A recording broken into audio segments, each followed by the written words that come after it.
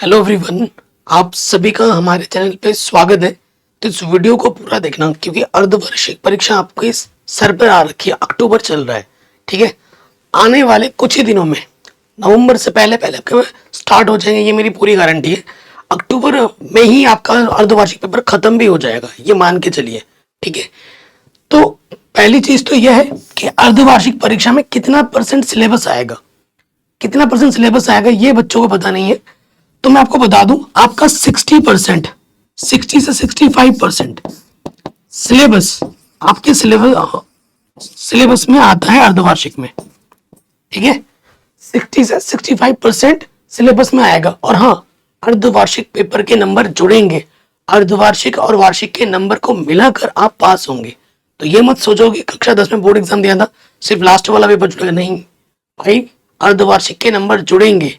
ये मत भी सोचो कि हम अरे यार अर्धवार्षिक जाने दे, वार्षिक में पास हो जाएंगे, पैसा हो जाएगा। ऐसा नहीं होता भाई, आपको मेहनत करनी पड़ेगी। अगर अभी मेहनत नहीं करोगे तो फिर आगे बहुत ज्यादा दिक्कत होने वाली है।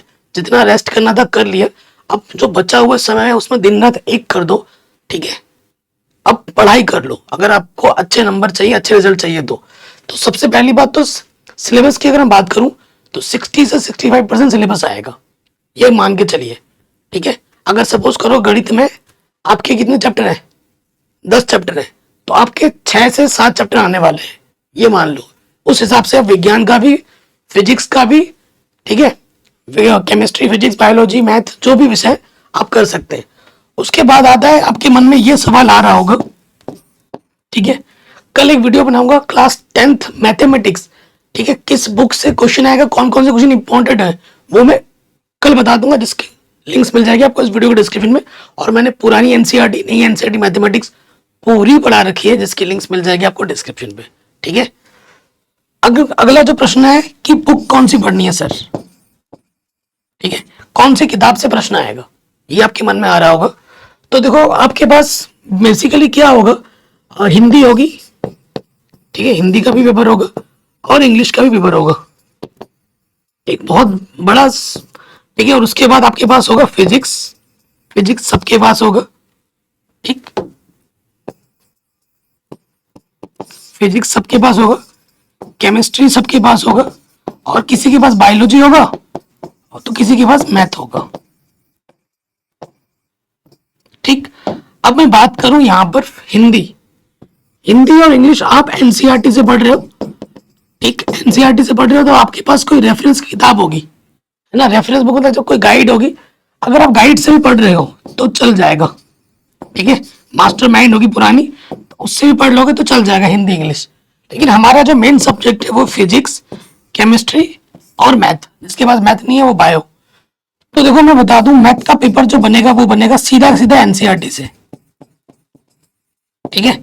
एनसीईआरटी के बाहर का एक भी क्वेश्चन नहीं आएगा, सारा क्वेश्चन जो अर्धवार्षिक, वार्षिक में आएगा आपके आएंगे किससे, एनसीईआरटी से। लेकिन एनसीईआरटी से ज्यादा इंपॉर्टेंट क्या है, उदाहरण, ज्यादा इंपॉर्टेंट क्या है, उदाहरण है, उदाहरण से ज्यादा क्वेश्चन आते हैं। आप उदाहरण नहीं देखोगे, और एनसीईआरटी में ना, आपके एनसीईआरटी में उदाहरण के क्वेश्चन शानदार जानदार है, प्रश्नावली से भी अच्छे अच्छे प्रश्न है, तो उदाहरण के प्रश्न ज्यादा आ जाते हैं। और एक टिप्स दूं, एक टिप्स देने वाला हूं, अगर उस टिप्स को फॉलो कर लेते हो मक्खन की तरह पास हो जाओगे, ये मेरा दावा है, लिख के दूंगा मैं आपके कॉपी में, ठीक है। लेकिन उसके लिए वीडियो बने रहो। फिजिक्स और केमिस्ट्री आप एनसीईआरटी से बहुत ही कम बच्चे होंगे जो पढ़ रहे होंगे। आप किस किताब से पढ़ रहे हो मुझे कमेंट करके बताना। लेकिन मैंने जब पढ़ाई की थी एनसीईआरटी मैंने खरीदी ही नहीं थी फिजिक्स केमिस्ट्री की, मैंने सीधा सीधा रेफरेंस बुक खरीदा। मेरे पास 2 रेफरेंस बुक थी, एक चित्रा की थी और एक नूतन की थी। आप किससे पढ़ रहे हो वो देख लेना, तो बेस्ट है जो भी आपके पास है, आपका सिलेबस है, मैं रेफरेंस बुक से पढ़ोगे। ये रेफरेंस बुक इसलिए बोल रहा हूँ ताकि आपका नॉलेज अच्छा हो, ठीक है। ये जो रेफरेंस बुक है ना, इससे पढ़ोगे तो आपका नॉलेज अच्छा होगा। इसमें अच्छा विस्तारित रूप में लिखा हुआ होता है, आसान शब्दों में प्रश्न उत्तर भी होते हैं, अच्छे अच्छे क्वेश्चन होते हैं, पूरा एक्सप्लेनेशन डीपली में दिया गया है। तो यहां से आपका बन जाएगा, ठीक है, रेफरेंस बुक से पढ़ना। और देखो दोस्त, सबसे मेन बात क्या है, अगर आपके पास देखो जो अर्धवार्षिक का पेपर होता है ना, वो मोस्टली देखा गया है कि स्कूल का टीचर ही बनाते हैं।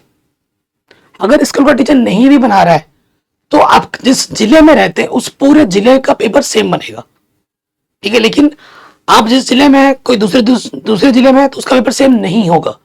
हो सकता है आपके स्कूल में जो पेपर हो दूसरे स्कूल में वो पेपर ना हो, और ये भी हो सकता है कि आपका जिस दिन पेपर हो दूसरे का उस दिन पेपर हो भी ना, क्योंकि स्कूल पर दिया जाता है ये भार कक्षा 9 का और 11 का कि आप स्कूल वाले अपने हिसाब से पेपर बनाए और हल कीजिए। तो मोस्टली ये देखा गया है कि पेपर जो होता है अर्धवार्षिक पेपर स्कूल का टीचर बना दे, और अगर जो सिलेबस है 60 से 65% होगा। ये भी देखा गया है मोस्टली अगर कोई क्वेश्चन जितना टीचर ने पढ़ा है, सपोज करो कुछ क्वेश्चन बाहर से आ गए, तो आपका टीचर आपके पास आएगा, आके बोलेगा कि ये क्वेश्चन मत करो, इसकी जगह ये लिख लो, ये कर लेना, मैं नंबर दे दूंगा। ठीक है, ऐसा भी हो सकता है और होता ही है स्कूल में, मैंने देखा, मेरे साथ खुद हुआ है और ये चीज होती है। ये चीज अगर ना भी हो, देखो मैं टीचर हूं ना, तो मुझे पता है क्या होता है पिछले 5 साल में। ठीक है, पिछले 5 साल के पेपर उठाओ अर्धवार्षिक के, अगर जितने भी हैं आपके पास, उन पेपर को सॉल्व कर लेना, चाहे वो किसी विषय को, हिंदी हो, इंग्लिश हो, अंग्रेजी हो गया इंग्लिश को अंग्रेजी बोलते हैं, फिर क्या हुआ, गणित हो, केमिस्ट्री हो, फिजिक्स हो, बायो, कोई भी हो, आप वो पेपर उठाना, उन पेपर को हल करना, स्पेशली फिजिक्स और केमिस्ट्री। देखना उन्हीं पेपर में सब क्वेश्चन बना रहे हैं, क्योंकि स्कूल का टीचर होते हैं आलसी 1 नंबर के, वो नया पेपर अपना दिमाग लगा के बनाना चाहते नहीं है। क्या करते हैं, पुराना पेपर आएगा उठा के उन्हीं डाल देते हैं, इधर से 2 लिया, उधर से 4 लिया, इधर से 5 लिया, डाल दिया, हो गया, जाओ। कुछ क्वेश्चन मेहनती होते हैं, कुछ चीजें मेहनती होते हैं जो अच्छे अच्छे क्वेश्चन देते हैं।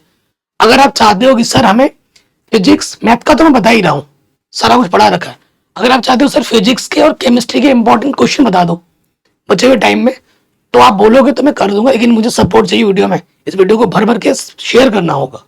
ठीक है, अच्छा रिस्पॉन्स आएगा तो मैं कल ही बनाना स्टार्ट कर देता हूँ फिजिक्स और केमिस्ट्री के इंपॉर्टेंट क्वेश्चन, और जब मैं बताऊंगा ना वो पक्का पक्का आएगा ही आएगा। ठीक है, तो एक काम आप क्या कर सकते हो, 5 साल के पेपर उठाओ, उसको जरूर कर लेना, जितने भी 5 साल के अर्धवार्षिक पुराने साल के जितने भी मिल रहे हैं उनको करो। पेपर देके आके तुम फिर इस वीडियो को कमेंट कर देना कि भाई जो 5 साल का पेपर आपने किया है उससे क्वेश्चन फंसे या नहीं फंसे। फंसेगा ये नहीं 1-2 फंसेंगे, फंसेगा तो 70 to 80% क्वेश्चन फंस जाएगा, ये मैं दावे के साथ बोल रहा हूँ। अगर सिर्फ पास होना आपका मकसद रह गया है, अच्छे नंबर भी आ जाएंगे, पास होना नहीं अच्छे नंबर भी आ जाएंगे, तो ये पुराने पेपर उठा के जरूर कर लेना। ठीक है, प्लस जितने भी दिन बचे मेहनत करनी पड़ेगी, और एनसीईआरटी से पढ़ो, मैथ का क्वेश्चन सारा एनसीईआरटी से आएगा, एनसीईआरटी के प्रश्नावली के क्वेश्चन, उदाहरण के क्वेश्चन करना, और यहाँ देख लेना फिजिक्स केमिस्ट्री में जो जो इंपॉर्टेंट सर ने बताया होगा, आपने अपने नोट्स बनाए होंगे, उन्हीं को ही रिवाइज करो, अब नया पढ़ने की जरूरत नहीं इस टाइम पे आकर। ठीक, जितना पढ़ लिया, अब उसको रिवाइज करो बार बार। कोई एक आध क्वेश्चन ऐसा है जो बार बार आता हो, सिलेबस अभी तक कंप्लीट नहीं लेकिन वो क्वेश्चन बार बार आता हो, तो उसको कर लेना अलग से। ठीक है, सिंपल सा मैं बता रहा हूँ, ज्यादा हाउस पॉच करने की जरूरत नहीं है। अभी आपको टाइम टेबल में एक बता देता हूँ किस तरीके से आपको पढ़ना चाहिए, सिंपल एक टाइम टेबल पे फॉलो कर लो। ठीक है, मेन हमारे सब्जेक्ट है 3। ठीक है, मैथ है, फिजिक्स है और केमिस्ट्री है। देखो हिंदी और इंग्लिश तो हो ही जाती है। ठीक है, हिंदी और इंग्लिश हो ही जाती है। अगर हिंदी इंग्लिश आप डेली 40 मिनट पढ़ लो, ठीक है, और हिंदी आप डेली 20 मिनट पढ़ लो, ये मोर देन इनफ है, मोर देन इनफ। किसी भी समय आप एडजस्ट करके पढ़ सकते हो। लेकिन गणित, अगर मैं गणित की बात करूं, गणित आपको डेली 3 घंटा पढ़ना होगा इस समय, क्योंकि बचा हुआ ज्यादा समय बचा नहीं है। केमिस्ट्री आपको डेली 2.5 घंटे पढ़नी होगी, ये स्कूल टाइम को छोड़कर, और फिजिक्स भी आपको 2.5 घंटे पढ़नी होगी स्कूल टाइम को छोड़कर। ठीक है, आप यूट्यूब से पढ़ सकते हो और सेल्फ भी पढ़ सकते हो, जो आपको अच्छा लगे। अब ये मत सोचना कि कोचिंग जा रहे हैं हम सर, कोचिंग स्कूल को छोड़ के ये सब सेल्फ स्टडी का टाइम बता रहा हूं मैं। कोचिंग जाओ ना जाओ उससे मुझे मतलब नहीं है, लेकिन ये टाइम आपके सेल्फ स्टडी का है जो मैंने लिखा है। देखो जो जितना आप स्कूल में पढ़ा रहा है, इसको कोचिंग में पढ़ रहे हो, अगर उसको खुद से जब तक नहीं पढ़ोगे ना, तो रिजल्ट निकल के कभी नहीं आने वाला है। तुम 24 घंटे ट्यूशन पढ़ लो, कोई फायदा नहीं है जब तक सेल्फ स्टडी नहीं करोगे।